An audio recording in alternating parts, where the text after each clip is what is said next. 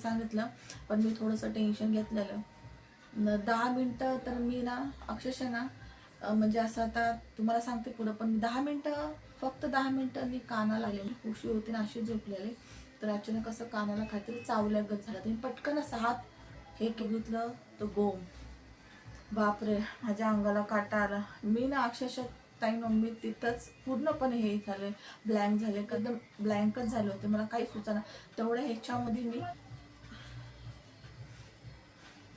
एवढं म्हणजे मी 7 वाजेपर्यंत मी अशीच फक्त काय झालं मला आता काय होईल हे.